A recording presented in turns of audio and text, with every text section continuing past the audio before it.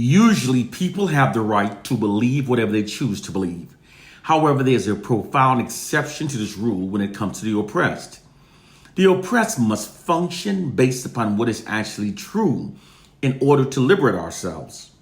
Because if our understandings are flawed, then all of our liberating strategies that stems from those flawed understandings will also be flawed.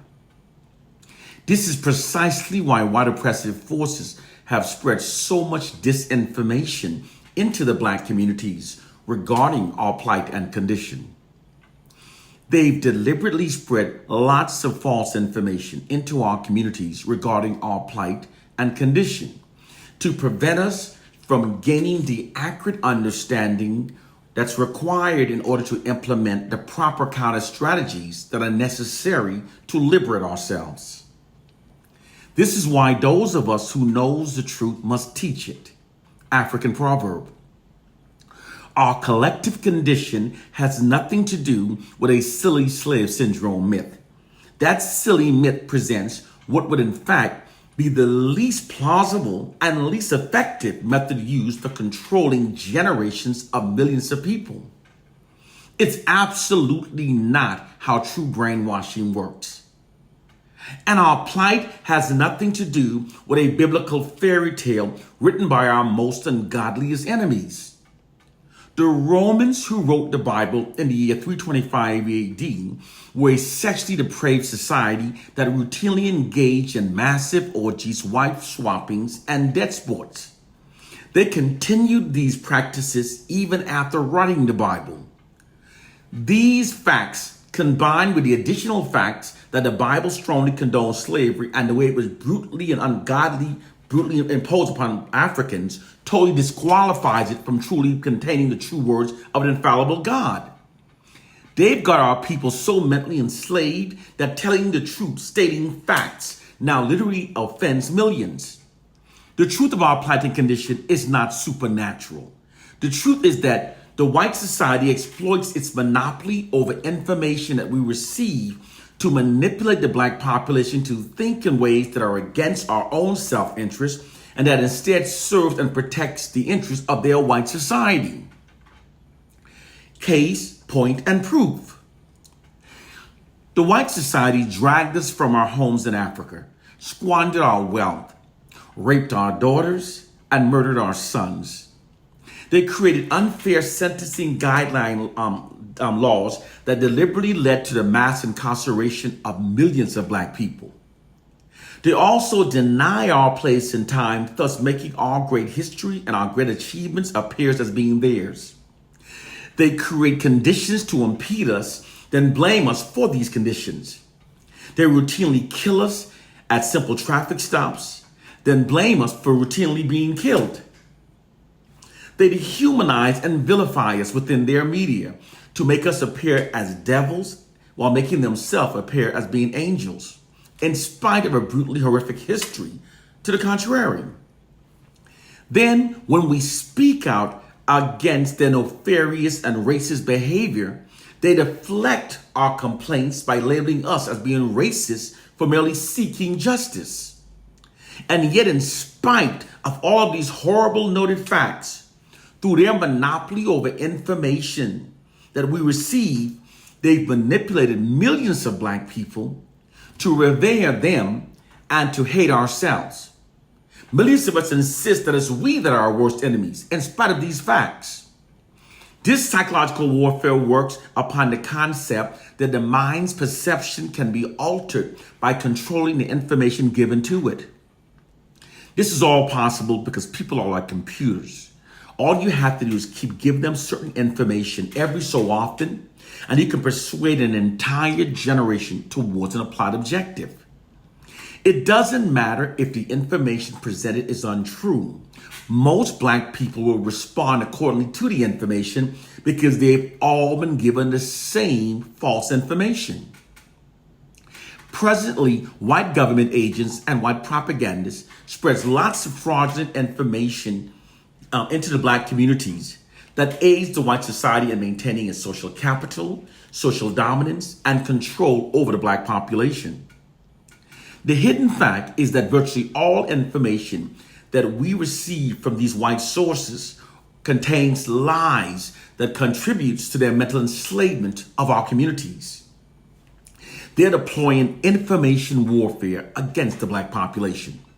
Information warfare is when false information is fed to a targeted population that are designed to make the targeted population think and behave in ways that are against their own self-interest and that instead serves the interests of those who are conducting the information warfare.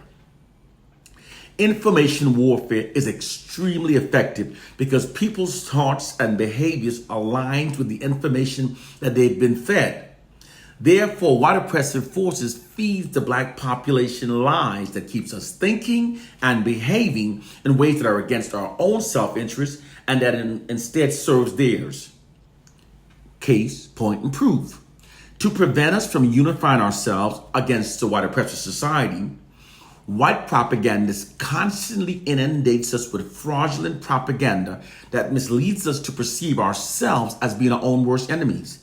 It's why they exaggerate the issue of black on black crime. This divides us and keeps our collective aggression shifted away from the white oppressive society and redirected towards ourselves. It's the true reason why we're now more divided than at any previous time in history. Then to make us believe that slavery actually benefited us, they miseducates us to believe that our ancestors in Africa were illiterate and uncivilized before the Europeans invaded. And through their controlled media, they only show us the poorest parts of Africa. This causes millions of us to literally feel indebted to the white society for having invaded and brutally enslaved our ancestors. Because we've been manipulated to perceive it as being a rescue mission that ultimately benefited us. Therefore, many of us say, I'm happy slavery happened. Through information warfare, black people have been brainwashed to love our own condition, to love our own oppression. They also constantly feed us disinformation, claiming that all study results favors whites over blacks. This is being done to subliminally embed the myth of white racial superiority into our subconscious minds. This makes us more compliant with white dominance over our lives. In fact, the program has been so effective that it's conditioned many black people to prefer white dominance over our lives. White propaganda also feeds false propaganda campaigns that complains that we African Americans aren't actually from Africa, but are instead the true indigenous Americans. However, countless millions of DNA analysis have scientifically confirmed that we are Africans. The narrative that we're not from Africa is also fraudulent propaganda created by white propagandists. It's designed to separate us from our unified African heritage. Without having a base identity to connect to our vast cultural wealth, over time we become further fragmented and we become weaker as a people. We can then be made into anything the white oppressors wants us to be.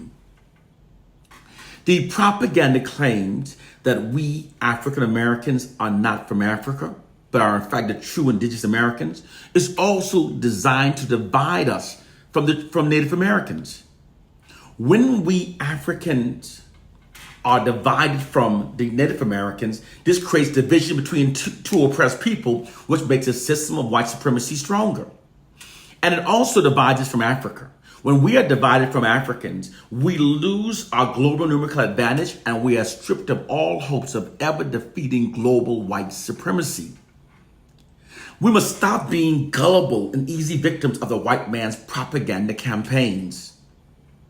The narrative that we African Americans made the N-word ours is also fraudulent propaganda created by white propagandists. Here's the true reason why they condition us to call ourselves by the N-word. Words have power over the subconscious minds. We psychologically become the words that we repeatedly call ourselves. It's why men that call themselves thugs are more likely to engage in a fight than to avoid one. It's also why women that proclaim themselves as being bitches often become stubbornly unreasonable. It's a psychological phenomenon that white social scientists have thoroughly researched.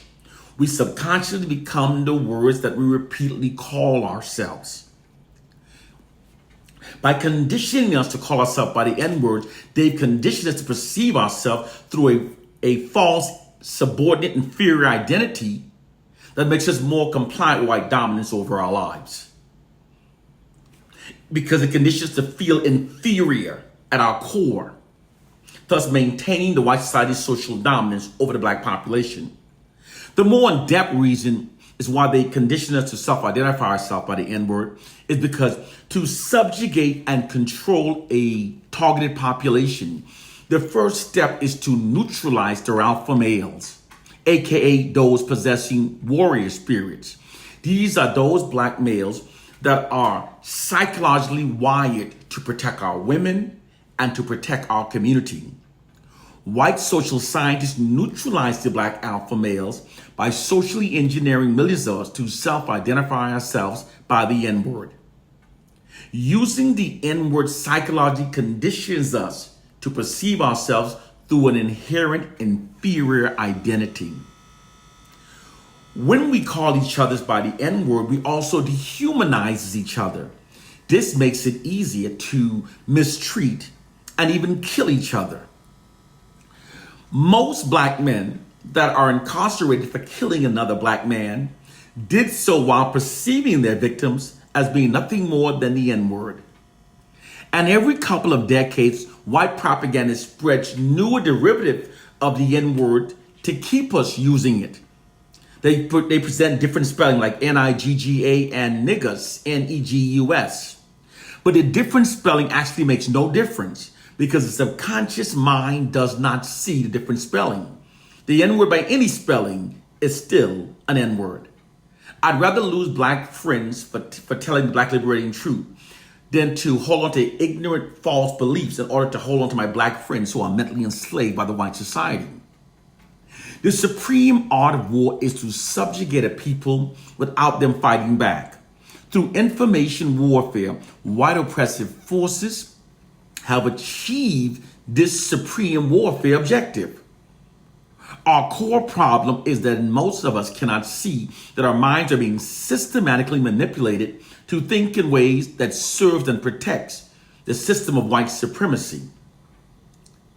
It works upon the concept that the mind's perceptions can be altered by controlling the information given to it. It allows white oppressive forces to continue their subjugation of the black population without any significant black resistance.